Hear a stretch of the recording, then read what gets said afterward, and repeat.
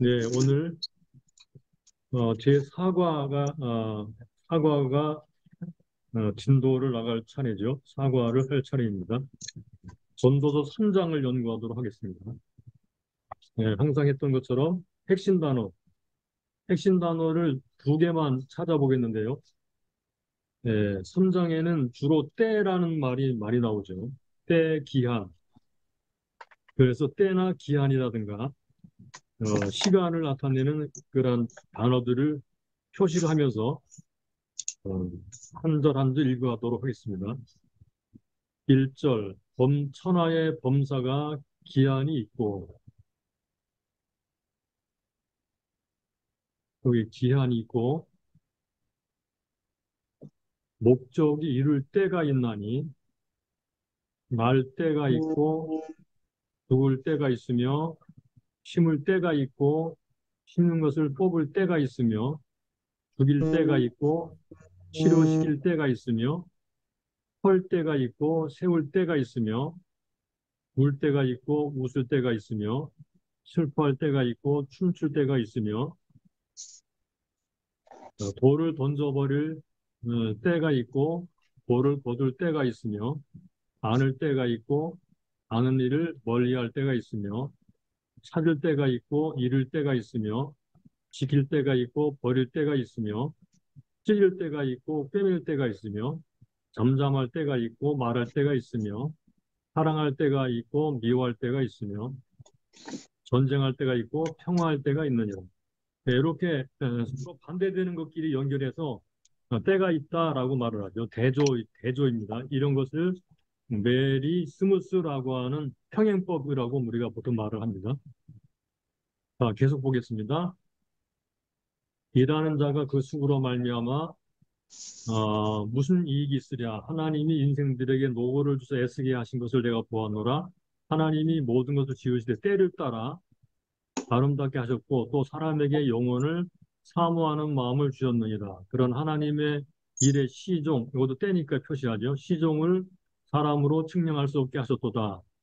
사람이 사는 동안에 기뻐하며 선을 행하는 것보다 나은 것이 없는 줄 내가 알았고 사람마다 먹고 마시는 것과 수고함으로 낙을 누리는 것이 하나님의 선물인 줄을 또한 알았도다. 14절 무릇 하나님의 행하시는 것은 영원히 있을 것이라 더할 수 없고 덜할 수도 없나니 하나님이 같이 행하시면 사람으로 그 앞에서 경외하게 하려 하심인 줄을 내가 알았도다. 자, 여기 15절 이제 있는 것이 있고 옛적에 있는 것이 있고 이런 시간을 표시하겠습니다. 장래에 있을 것도 옛적에 있었나니 하나님은 이미 지난 것을 다시 찾으시느니라. 16절 내가 해 아래서도 보건대 재판하는 곳에 악이 있고 공의를 행하는 곳에도 악이 있도다. 내가 심중에 이르기를 의인과 악인을 하나님이 심판하시리니 이는 모든 목적과 모든 일이 이룰 때가 있음이라 하였으며 또 나오죠. 내가 심중에 이르기를 인생의 일에 대하여 하나님이 저희를 시험하시리니 저희로 자기가 짐승보다 다름이 없는 줄을 깨닫게 하려 하심이라 하였노라. 인생에게 임하는 일이 짐승에게도 임하나니 이 둘에게 임하는 일이 일반이라. 다 동일한 호흡이 있어서 이에 죽음같이 저도 죽으니 사람이 짐승보다 뛰어남이 없음은 모든 것이 헛됨이로다. 다 흙으로 말미암았으므로 흙으로 돌아가나니 다 한 곳으로 가거니와 인생의 혼은 위로 올라가고 짐승의 혼은 아래 곧 땅으로 내려가는 줄을 누가 알랴. 그러므로 내 소견에는 사람이 자기 일에 즐거워하는 것보다 나은 것이 없나니 이는 그의 분복이라 그 신우사를 보게 하려고 저를 도로 데리고 올 자가 누구이랴. 네, 이렇게 해서 네, 3장의 핵심 단어가 때, 기한 뭐 이런 단어라는 것이 확연하게 눈에 보이죠. 그 다음에 우리가 또 찾아봐야 될 중요한 단어가 하나님이라는 단어입니다. 하나님. 자, 3장의 10절로 가볼까요? 하나님이 인생들에게 노고를 주사 애쓰게 하신 것을 내가 보았노라. 하나님이 노고를 주셔서 애쓰게 하신다고 그랬죠. 하나님이 모든 것을 지으시되 하나님이 모든 것 창조하셨다. 때를 따라 아름답게 하셨고 사람에게 영원을 사모하는 마음을 주셨느니라. 11절 아주 중요한 구절이죠. 하나님이 모든 것을 지으시되 때를 따라 아름답게 하셨고 또 사람에게 영혼을 사모하는 마음을 주셨느니라. 그러나 하나님의 하시는 일의 시종을 사람으로 측량할 수 없게 하셨도다. 네. 자, 여기서 우리가 주목해야 될 네, 중요한 내용은 하나님이 사람에게 영혼을 사모하는 마음을 주셨다라는 말입니다. 그리고 시종을 측량할 수 없게 하셨다라는 말이죠. 그 다음에 13절로 가보겠습니다. 사람마다 먹고 마시는 것과 수고함으로 낙을 누리는 것이 하나님의 선물인 줄을 또한 알았도다. 예, 먹고 마시고 수고하고 낙을 누리는 것은 하나님의 선물이다. 하나님이 이런 선물을 사람들에게 주셨습니다. 14절, 무릇 하나님의 행하시는 것은 영원히 있을 것이라 더할 수도 없고 덜할 수도 없나니 하나님이 이같이 행하심은 사람으로 그 앞에서 경외하게 하려 하심인 줄을 내가 알았도다. 예. 자, 여기 하나님을 경외하도록 하기 위해서 하나님이 행하신다 그랬어요. 그 다음에 15절, 이제 있는 것이 옛적에 있었고 장래에 있을 것도 옛적에 있었나니 하나님은 어, 하나님은 이미 지난 것을 다시 찾으시느니라. 자, 그 다음에 17절로 가볼까요? 내가 신중에 이르기를 의인과 악인을 하나님이 심판하시리니 이는 모든 목적과 모든 일이 이룰 때가 있음이라 하였으며 내가 신중에 이르기를 18절 하나님이 심판하신다 그랬죠. 때가 이르면 하시죠. 아무 때나 하시는 것이 아니라 하나님의 때에 한다는 말이죠. 18절 내가 신중에 이르기를 인생의 일에 대하여 하나님이 저희를 시험하시리니 이것은 시험한다는 말은 밝히 드러낸다는 그런 말입니다. 저희로 자기가 짐승보다 다름이 없는 줄을 깨닫게 하려 하심이라 하였노라. 예, 이렇게 하나님이라는 단어가 여러 번 등장하죠. 예, 요게 3장의 특징입니다. 그런데 3장의 중요한 특징 가운데 또 하나가 있는데 그게 뭐냐면 대조로 되어 있다는 거예요. 대조. 자, 대조를 함께 볼까요? 대조. 요게 전부 다 대조예요. 그죠? 여기 날 때가 있고 죽을 때가 있으며 심을 때가 있고 심은 거 뽑을 때가 있으며 죽일 때가 있고 치료할 때가 있으며 죽임과 치료, 헐 때 세울 때, 울 때 웃을 때, 슬퍼할 때 춤출 때 이거 다 대조죠. 돌을 던져버릴 때, 돌을 거둘 때, 안을 때, 안는 일을 멀리할 때, 찾을 때, 잃을 때, 지킬 때, 버릴 때, 찢을 때, 꿰맬 때, 잠잠할 때, 말할 때, 사랑할 때, 미워할 때, 전쟁할 때, 평화할 때. 예, 여기 모두 대조입니다. 뿐만 아니라 3장은 전체적으로 대조로 돼 있어요. 어, 이 11절도 보시면 하나님이 모든 것을 지으시되 때를 따라 아름답게 하셨고 또 사람에게 영혼을 사모하는 마음 주셨느니라. 그러나 하나님의 하시는 일의 시종을 사람으로 측량할 수 없게 하셨거든요. 하나님이 창조 때를 따라 아름답게 하시고 지으시고 사람에게 영혼을 사모한 마음 주셨지만 그러나 하나님의 하시는 일은 사람들이 측량할 수 없다는 거죠. 예, 그러나 이거 대조입니다. 자, 대조가 15절로 가보면요. 이제 있는 것이 옛적에 있었고 이제와 옛적 그다음에 장래 있을 것도 옛적에 장래와 옛적 이게 대조입니다. 자, 그다음에 17절에 가보면 내가 신중에 이르기를 의인과 악인도 대조죠.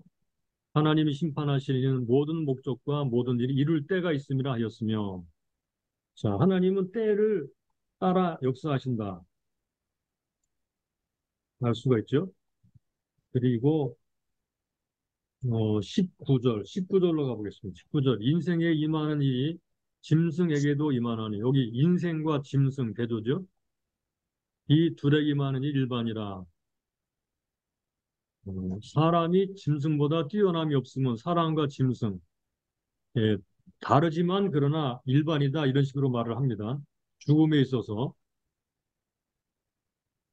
그리고 21절 인생의 혼은 위로 올라가고 짐승의 혼은 아래고 땅으로 내려가는 줄 누가 알랴. 인생의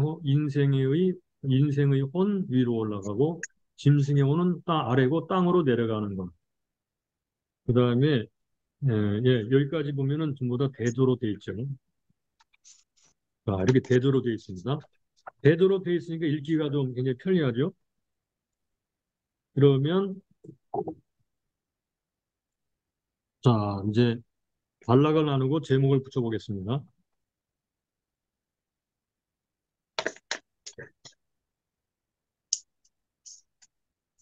자, 3장 제목을 하나님을 경외함으로 살라 이렇게 제목 붙여보았습니다. 하나님을 경외함으로 살라. 1절부터 8절까지는 하나님이 시간을 다스리심으로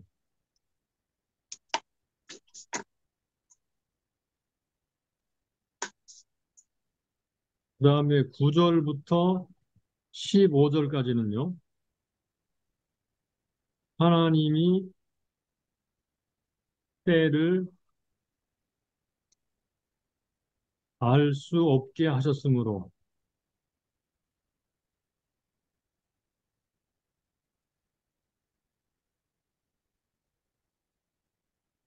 하나님이 때를 알 수 없도록 하셨으므로 16절부터 22절 하나님이 미래를 평가하실 것이므로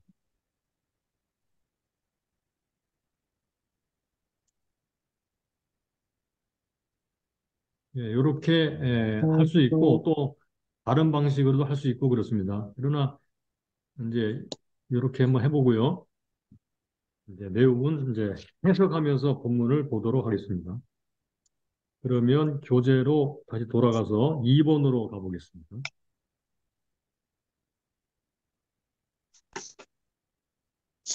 자, 2번. 시간과 인생에 대해서 발견하는 것. 3장을 공부하면서, 어, 시간과 인생에 대해서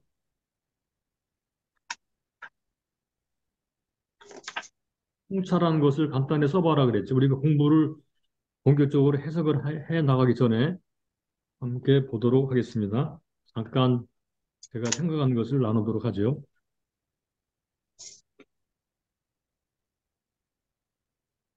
시간과 인생에 대해서 발견한 것. 오스 기니스라는 사람이 쓴 책에 보면 이렇게 되어 있어요. 히브리어에는 추상적인 어떤 연대기적 시간을 지칭하는 단어가 다. 추상적인 연대기적 시간을 지칭하는 단어가 없다 그랬어요. 대신 시간의 흐름보다 시간의 섭리와 목적에 강조점을 둔다. 이렇게 얘기했어요. 요것도 우리가 참고로 알아둘 만한 내용이죠. 추상적인 연대적 기간을 지칭하는 단어가 없고 시간의 흐름보다는 시간의 섭리와 목적에 강조점을 둔다. 나중에 이제 우리가 여기 나오는 기한이라든가 때라는 말을 연구하면서 이건 뭘 말하는지 좀 알아보도록 하겠습니다. 그러니까 다시 말하면 인생의 시간은 요 길이가 중요한 게 아니고 질이 중요하다 그 말이죠. 질이 중요하다. 그러니까 얼마나 오랫동안 뭘 할 것인가가 중요하지 않고 왜 해야 되느냐, 어떻게, 언제 할 것인가가 중요하다. 오랫동안 하는 것은 중요하지 않다. 왜 해야 되는지, 어떻게 해야 되는지, 언제 해야 되는지가 중요하다.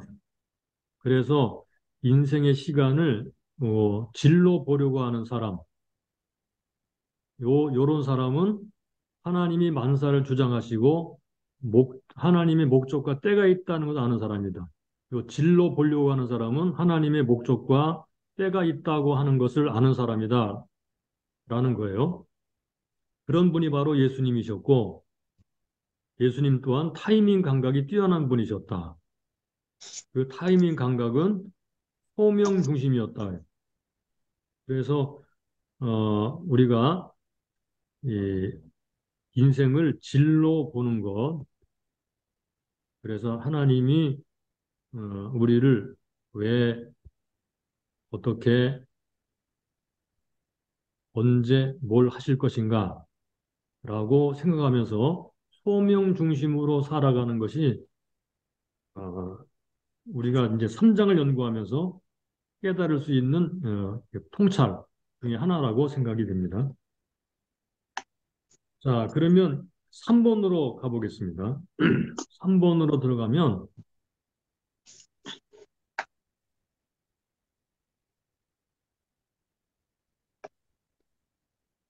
자, 3번에서 우리가 공부하는 것은 1절에 1절 천하의 범사가 기한이 있고 모든 목적이 이룰 때가 있나니 그랬죠? 16절도 볼까요? 내가 헤아려서 보건대 재판하는 곳에 악이 있고 공의를 행하는 곳에도 어, 16절에 17절입니다. 이게 잘못 나오네 교재. 내가 심중에 이르기를 악인을 의인과 악인을 하나님이 심판하시니 이는 모든 목적과 모든 일이 이룰 때가 있음이라. 거기 목적 때가 또 나오죠. 그래서 1절에 나오는 것을 일단 보면 이제 뒷부분도 알게 될 테니까 1절에 나오는 말 기한, 기한이라는 말.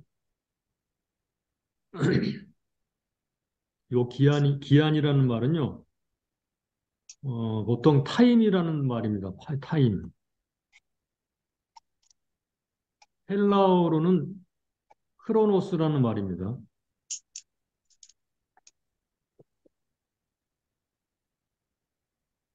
자, 요 말의 의미는 음, 길이를 나타내는 거죠. 길이. 그러니까 몇 시부터 몇 시까지 뭐 이런 거. 지금은 몇 시다. 정해진 그러니까 긴 시간. 크로노스에 해당되는 긴 시간 또는 뭐 몇 시, 몇 분 이렇게 말할 때 쓰는 단어가 바로 여기 크로노스. 히브리어로는 에트라는 말입니다. 에트가 아니라 예, 여기 나오는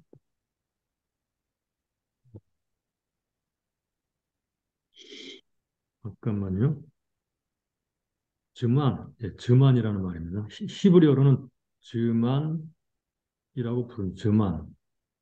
그 다음에 때라는 말이 나오죠. 때. 이 말은 히브리어로 에트라는 말입니다. 에트. 근데 요거는 영어로는 appointed time.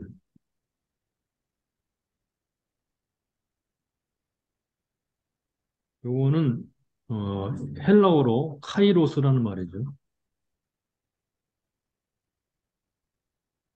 요거는 정해진 때, 정해진 시간, appointed time. 우리가 요거를 알아둘 거는 여기 기한이 크로노스라는 단어고요. 때라는 말이 카이로스라는 단어라는 것을 알고 계시면 좋겠어요. 예수님께서 말씀하시기를 사도행전 1장 7절에 이렇게 말씀했어요. 그 때와 기한은 똑같은 단어입니다. 그 때와 기한은 하나님 아버지의 권한 아래 있다. 이렇게 말씀했어요. 요 정해진 시간을 다른 말로 말하면 그거는 하나님의 예정된 시간,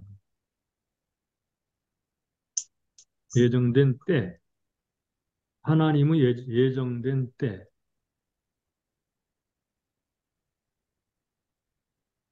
그 다음에 목적이라는 말이 나오죠. 우리가 요 단어들을 좀 잘 기억하면 좋겠어요. 목적. 목적이라는 단어는 사람이 하고자 원하는 것,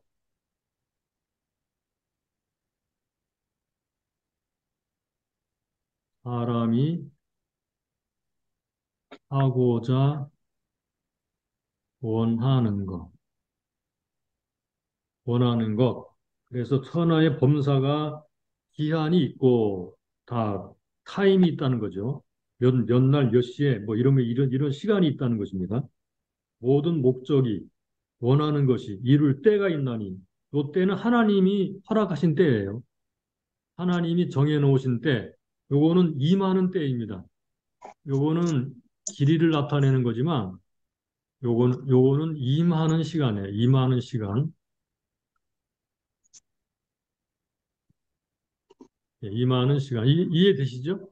요 기한이라는 말과 때라는 말을 잘 구분해 놓으시면 좋겠어요.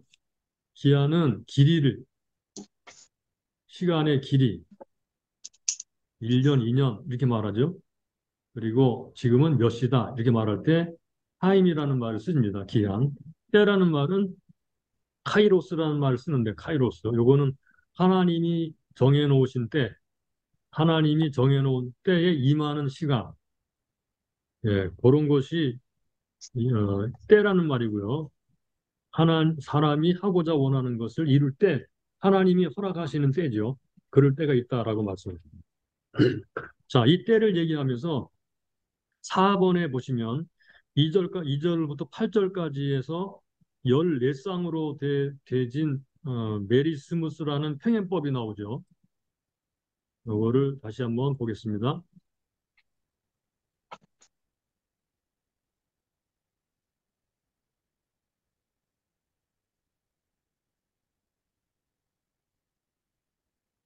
자, 제가 교재를 그대로 여기 가져왔는데요. 여기 4번을 보시면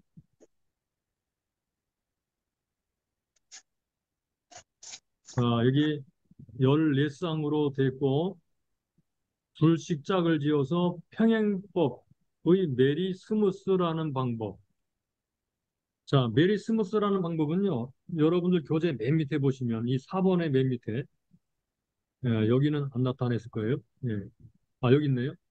자, 1번 여기 보면요. 메리스무스는 어떤 범주 영역의 양극단을 언급함으로써 양극단에 있는 영역이나 범주를 하나로 양극단과 그 사이에 있는 모든 것을 묘사할 때 사용된다. 자, 예를 들면 출생과 죽음 양극단이죠. 그 사이, 출생과 죽음 사이 일어나는 모든 것을 포함시키는 그런 방법으로 양극단이 있는 것을 말하는 거예요. 자, 그러면 어떤 게 나오나 볼까요? 출생과 죽음이 나오죠. 1절. 심음과 거듭이 나오죠. 그 다음에 3절, 파괴와 건설이 나오죠. 4절, 기쁨과 슬픔이 나오고요. 그리고 5절, 모음과 버림. 또 5절에 만남과 헤어짐. 다른 말로 친분과 적대라고 할 수 있고요. 그 다음에 획득과 상실. 6절, 7절, 애도와 회복. 7절, 외침과 침묵. 8절, 사랑과 미움. 8절, 전쟁과 평화. 요게 14가지. 자, 이런 모든 것들은 두 사건 사이에서 일어나죠. 출생과 죽음 사이에는 많은 일들이 일어나죠. 그죠? 이거 다 포함시키는 방법으로 메리스무스라는 평행법을 쓴다는 말이에요. 그래서 만사는 다 적절하게 때를 따라 이루어진다는 거예요. 그러므로 여기서 말하고자 하는 것이 뭐냐면 하나님께서 시간을 다스리시는 분이시다. 하나님께서 시간을 다스리시는 분이시다. 예, 여기서 저자가 말하고자 하는 예, 중요한 명제는 시간을 다스리시는 분은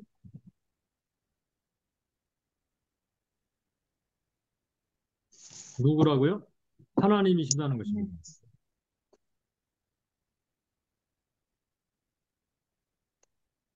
사람은 때를 벗어날 수가 없다.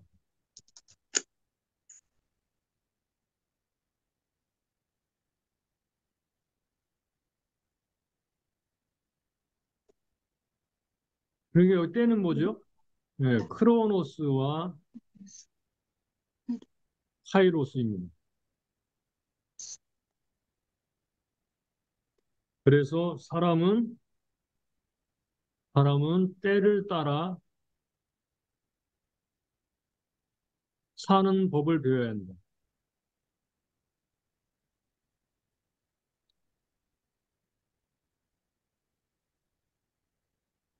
예, 이런 명제가 나타납니다.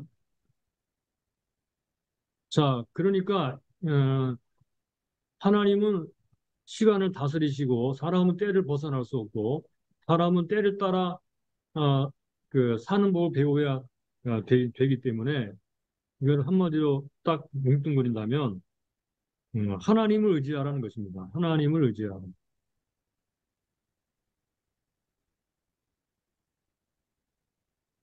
하나님을 의지해야 될 것입니다.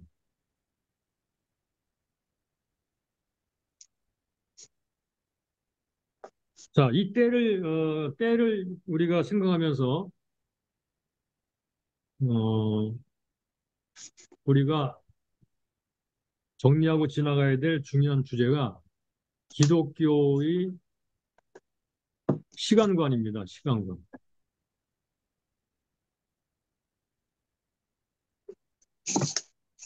기독교의 시간관. 첫째, 하나님이 다스리신다는 것입니다. 하나님이 시간을 다스리신다.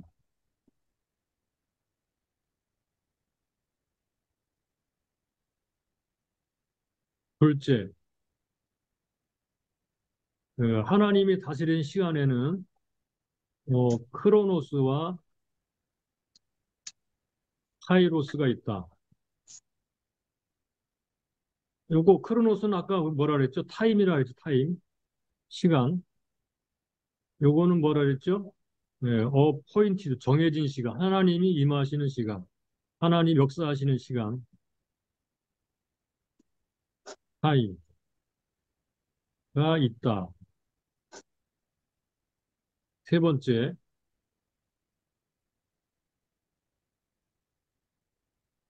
예, 크로노스가 있고 카이로스가 있죠.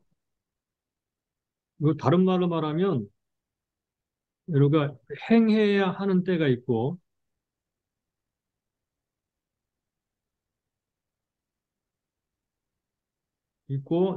임하는 때가 있다.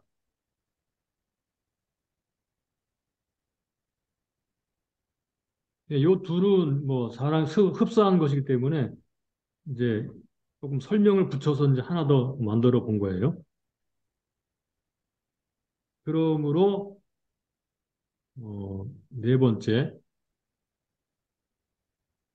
믿음으로 하나님을 의지하고 최선을 다한다.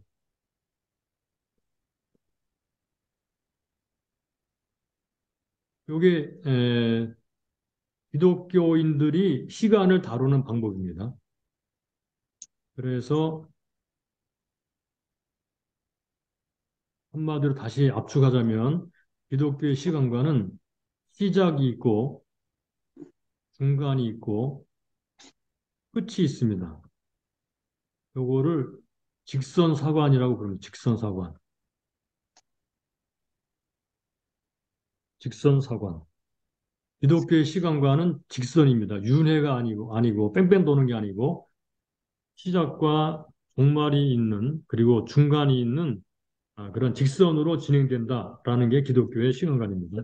그 안에서 크로노스와 그 안에서 크로노스와 우리가 행해야 하는 때 또는 몇 분 몇 시, 뭐 우리가 재는 시간이죠. 그런 거 있는가 하면 하나님이 일하시고 역사하시는 하나님이 정해놓으신 때가 있다. 그래서 우리는 하나님만 의지하고 믿음으로 최선을 다하고 살아간다. 이게 기독교 시간관에서 우리가 참고해야 될 중요한 내용이라고 생각합니다. 그 다음에 5번으로 가볼까요?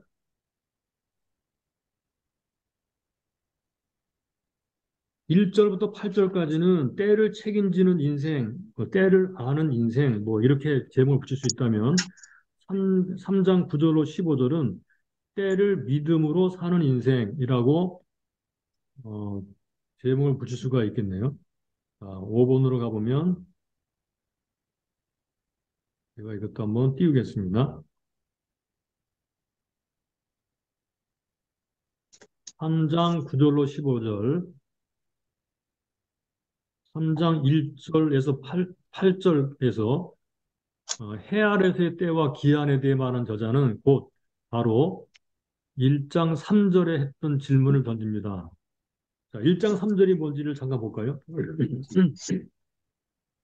사람이 해 아래에서 수고하는 모든 수고가 자기에게 무엇이 유익한고 그랬는데 9절, 3장 9절로 가보면 일하는 자가 그 수고로 말미암아 무슨 이익이 있으랴 이렇게 똑같은 질문을 하죠. 그리고는 이어서 이 질문에 대한 답변을 함으로써 자, 이 질문, 요 9절에 대한 질문입니다. 요 질문에 대한 답변을 함으로써 인생의 수고를 새로운 시각으로 바라보도록 하고 있습니다. 그래서 여기를 제가 정리한 노트를 보면서 우리도 함께 정리를 해보도록 하죠. 어, 가로 1번, 사람은 그의 수고와 탐구를 통해 사건의 때를 알거나 그 시기나 환경을 변경시킬 수 있습니까? 예, 11절, 14절, 15절이 알 수 없고 할 수 없다라고 답변하죠. 이런 일들은 영원히 계속된다. 그러니까 수고와 탐구를 통해 하나님이 하는 그런 때를 알거나 환경을 변경시킬 수가 없다는 것입니다. 15절을 보면은 하나님의 목적과 계획은 불변하다. 하나님은 이렇게 해서 하나님의 뜻을 이루어 가신다고 그랬어요. 그러면 어떤 시각으로 우리가 때를 바라보아야 되는가? 인생의 수고를 바라보아야 되는가? 때를 살아가는 인생의 수고를 바라보아야 되는가? 자, 2번으로 가볼까요? 11절을 읽으라 그랬습니다. 11절을 보겠습니다. 하나님이 모든 것을 지으시되 때를 따라 아름답게 하셨고 또 사람에게 영혼을 사모하는 마음 주셨느니라. 그러나 하나님의 하시는 일의 시종을 사람으로 측량할 수 없게 하셨도다. 하나님이 하시는 일을 모른다 그랬죠. 예, 11절, 14절, 15절 여기서 우리 본 것처럼 하나님이 하시는 일은 사람이 알 수가 없다. 그런데 11절에서 하나님은 사람에게 영혼을 사모하는 마음 주셨다 그랬어요. 영혼이 뭔가? 자, 영혼이라는 말은요, 어, 영혼은 이렇게 표현할 수 있을 거예요. TWOT라는 여기 사전에 보게 되면 가장 먼 과거와 가장 먼 미래 사이.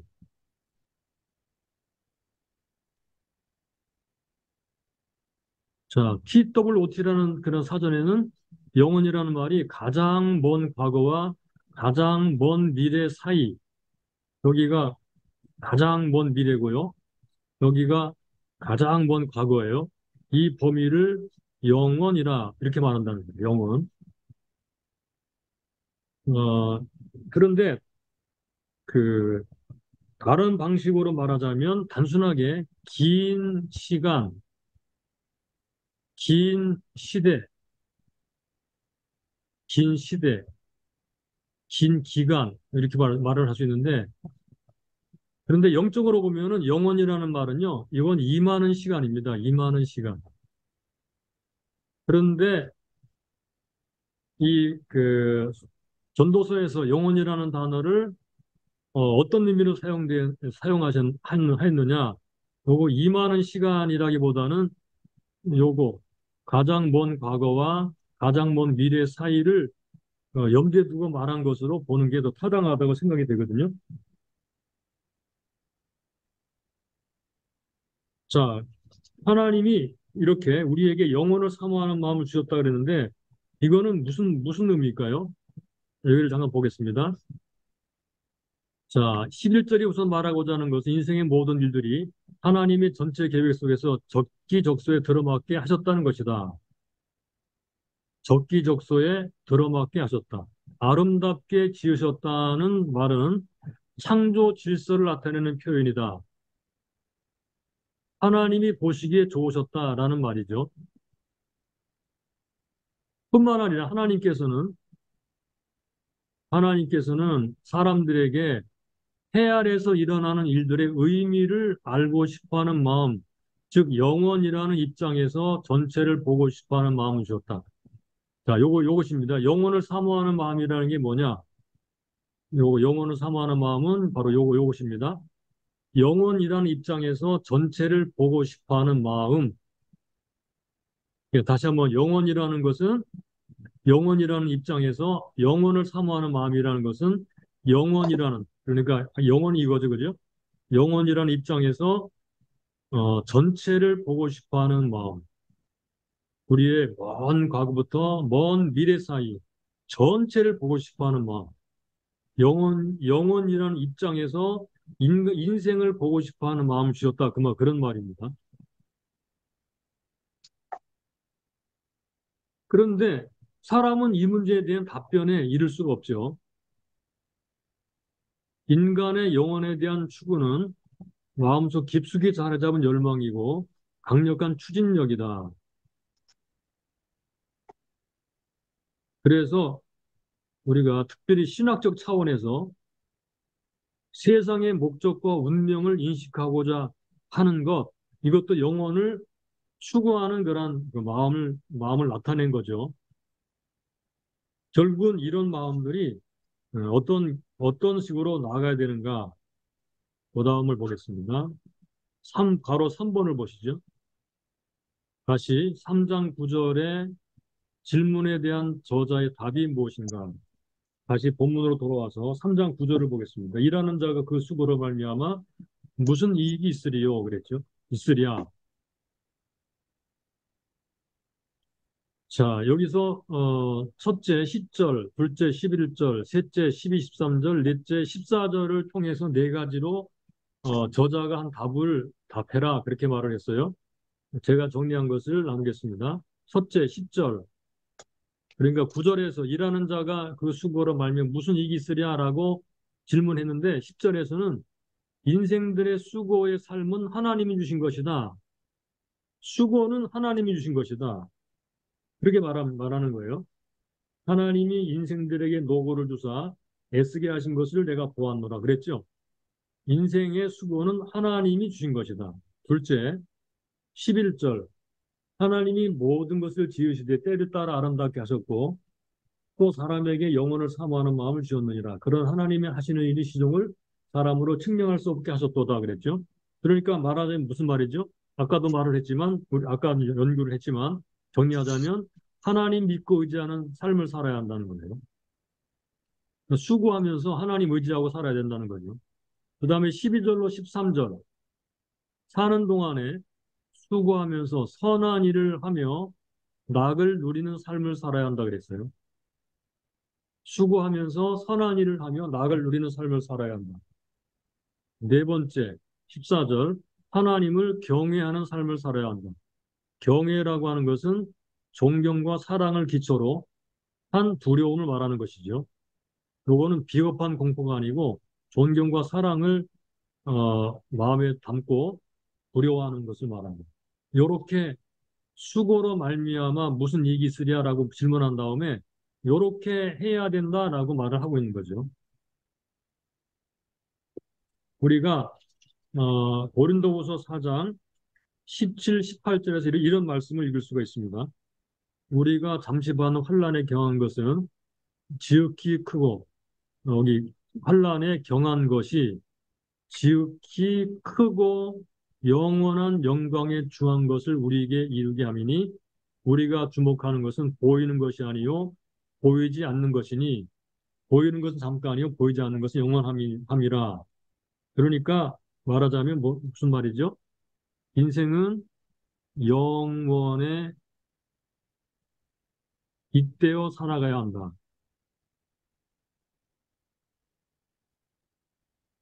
영원에 잇대어 살아가야 한다. 이 영원은 다른 말로 말하면 이것은 하늘 위입니다. 하늘 위. 하늘 아래 사는 사람들이 하늘 위에 잇대어 살아가야 된다. 다른 말로는 이거는 하나님입니다. 또 다른 말로는 이것이 영원이라고도 표현할 수 있는 거죠. 그러므로, 그러므로 여기 마지막 이 부분에 결론적 말씀, 인생의 마음은 영원으로만 채워진다. 예, 이렇게 우리가 요 단락에 결론을 질 수가 있을 거예요. 하나님의 입장에서, 영혼의 입장에서 자신의 과거, 현재, 미래를 보는 것이야말로 하나님의 입장에서 보는 거죠. 그것이 성경에서 보여주고 싶은 것이라는 것입니다. 자, 그 다음에 이제 8번으로 넘어가 볼까요? 8번, 3장 16절에서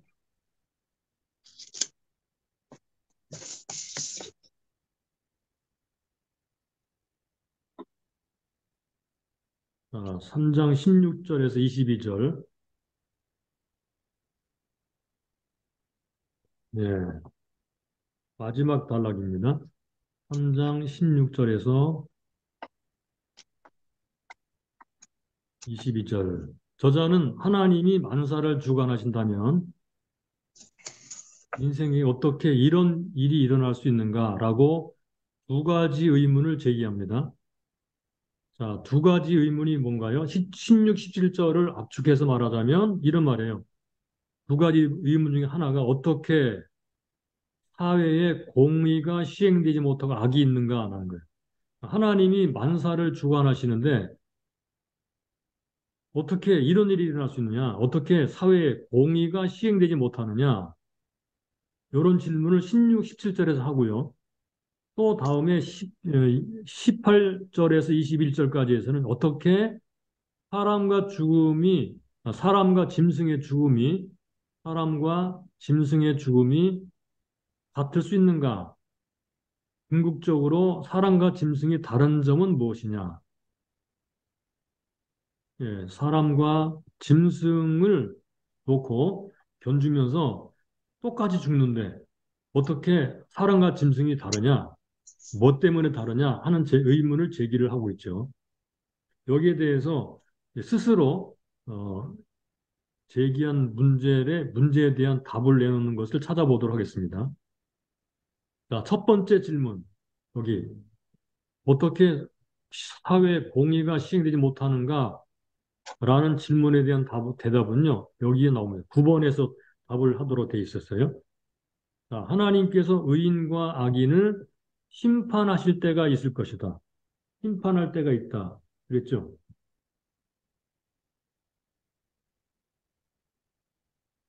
자, 17절에 보시면요. 내가 심중에 이르기를 의인과 악인을 하나님이 심판하시리니 이는 모든 목적과 모든 일이 이룰 때가 있습니다. 하나님이 심판할 때가 있다라고 말을 합니다. 답을 내놨죠, 그죠? 자, 이제 이거는 뭐 답이 쉬워요. 하나님이 심판할 때가 있다. 근데 이 두 번째 제기한 질문, 어떻게 사람과 짐승이 똑같이 죽을 수가 있는, 죽음이 똑같을 수 있는가? 사람과 짐승의 다른 점이 뭐냐 하는 질문, 두 번째 문제에 대한 이 질문에 대한 답을 어떻게 하고 있는가? 18절로 21절을 연구하면 그 답이 나오고 있습니다. 자, 1번. 인생과 짐승이 동일한 것은 무엇입니까? 자, 뭐가 나오죠? 저자가 말한 세 가지가 나오는데, 첫째, 동일한 호흡, 동일한 죽음, 똑같이 흙으로 돌아간다. 요 세 가지가 똑같아요. 호흡, 죽음, 흙. 그렇다면 인생과 짐승이 어떤 면에서 다르냐? 어떤 면에서 다른가요? 보겠습니다. 제가 답을 정리해 놓은 것을 보고 정리를 하죠. 하나님께서는 겉으로 보이는 죽음만으로 인생과 짐승이 같다고 평가하기를 원하지 않으신다. 하나님은 악인과 의인을 심판하신다. 하나님은 인생과 짐승이 다르다는 것을 깨닫도록 하기 위해서 시험하신다. 요거 시험하다라는 말은요, 요거는 분명하게 드러내다라는 말입니다.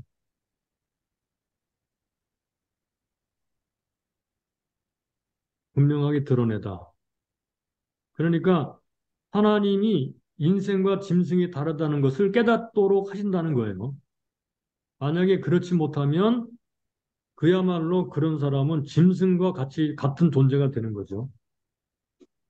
18절을 볼까요? 내가 신중에 이르기를 인생의 일에 대하여 하나님이 저희를 시험하시리니 요 시험 분명히 드러낸다는 말이죠. 저희로 자기가 짐승보다 다름이 없는 줄을 깨닫게 하려 하심이라 저희로 자기가 짐승보다 다름이 없는 줄을 깨닫게 하려 하심이라 요 말은 어, 하나님이 저희로 분명히 알도록 하려고 하시는데 그것을 모르면 이러이런 면에 짐승 같구나. 이러이런 면에서 짐승이 아니구나라는 것을 구분할 수 있는 그런 상태가 되어야 된다는 거예요.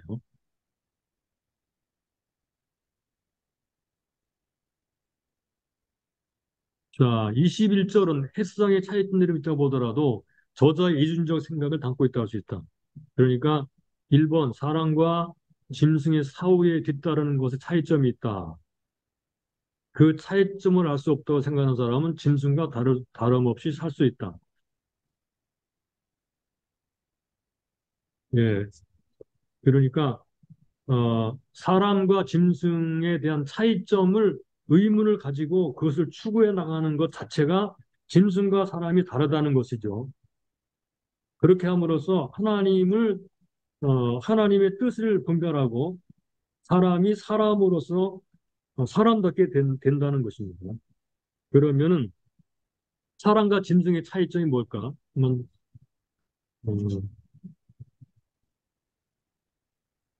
16절, 가로 3번으로 가서요. 16절로 22절을 읽고 저자가 제기한 두 번째 문제 제기에 대해서 발견 답을 써라 그랬죠. 사람과 짐승이 궁극적으로 다른 점은 여기 다른 점 이제 결론적으로 다른 점은 하나님의 심판을 기억하고 현재를 누리며 세 번째 죽음 이후까지도 생각하며 살아가는 것이다. 짐승 그렇지 않다. 다시 한번 다른 점 첫째 하나님의 심판을 기억하고 둘째 현재를 누리고 셋째 죽음 이후까지 그러니까 어, 인생의 호는 위로 올라가고 짐승의 호는 아래로 땅으로 내려가는 누가 알냐라고 하는 의문을 가지는 것, 뭐 그러면서 죽음 이후까지 생각하며 살아가는 것 이것이 짐승과 사람의 다른 점이라는 것입니다. 자, 그렇다면 우리가 이제 마지막 결론에 도달을 했는데요. 요거 하기 전에 짐승과 잠깐만 돌아가서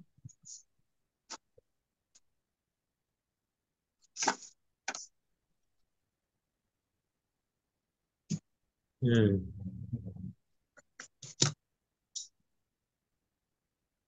사람과 짐승의 차이점을 좀만 더, 몇 가지로 정리를 해보죠.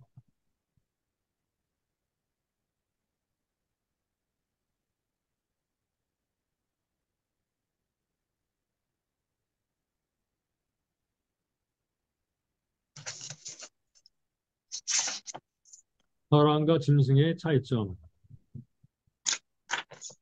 첫째, 하나님의,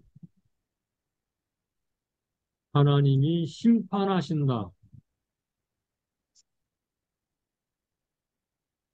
것을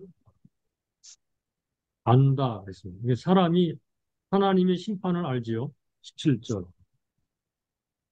두 번째, 사람과 짐승이 다를 바가 없다. 이거는 뭐 육체적인 측면에서 그렇죠. 죽으면 이제 육신은 땅으로 돌아가는 거니까 다를 바가 없다는 것을 안다. 예, 짐승은 모르죠. 사람은, 아, 육신은 썩어서 다 흙으로 돌아간다라는 것을 사람은 압니다. 그렇죠? 세 번째, 사람은 영원을 사모하는 마음이 있어요.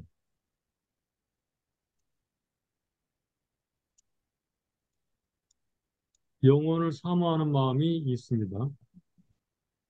하나님이 사람들에게만 이 마음을 주셨어요. 네 번째, 사람은 수고하며 낙을 누립니다. 누린다. 예, 요게 11절이고, 요게 22절. 예, 요게, 사람과 짐승의 차이점, 본문에서 말하는 바를 정리해 놓은 것입니다. 다시 그럼 결론으로 돌아가서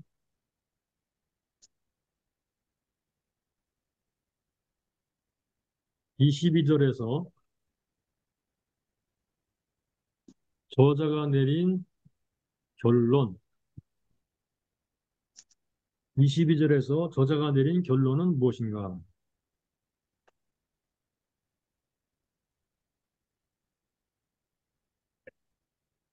여기 전도자가 말한 것을 조금 풀어서 얘기했는데 사람은 책임 있게 일하며 얻은 몫을 하나님이 주신 선물로 알고 누리면서 즐겁고 감사하게 사는 것. 이게 허무주의를 극복한 기독교적 낙천적 인생관이라 이렇게 부를 수 있어요. 요거를 말하고 있다는 거예요. 다시 한번 말하자면요. 전도자는 선한 삶을 살라 자기를 즐겨라 권면하죠.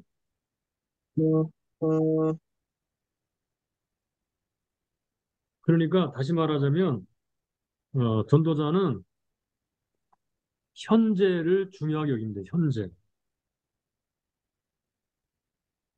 현재가 중요하다.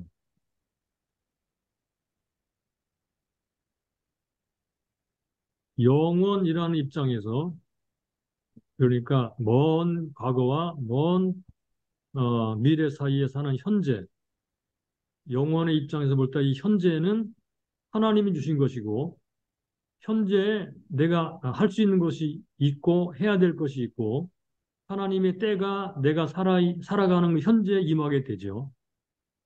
그러니까 지금 전도자가 말하는 인생관은 현재가 중요하다. 현재 하나님 믿고 의지하며 살아가는 것이 중요하다. 그렇게 말합니다. 자, 그러면 결론. 영원한 관점, 하나님의 관점에서 때와 시기와 사건을 보자. 하나님이 주신 것에는 감사하고 누리는 삶을 살자. 과거 때문에 눌리거나 과거 때문에 눌리거나 미래 때문에 두려워하는 것이 아니라 하나님 안에서 안식하며 감사하며 현재를 사는 것이 무엇보다 중요하다. 네, 현재를 사는 것이 무엇보다 중요하다. 어떻게 사느냐?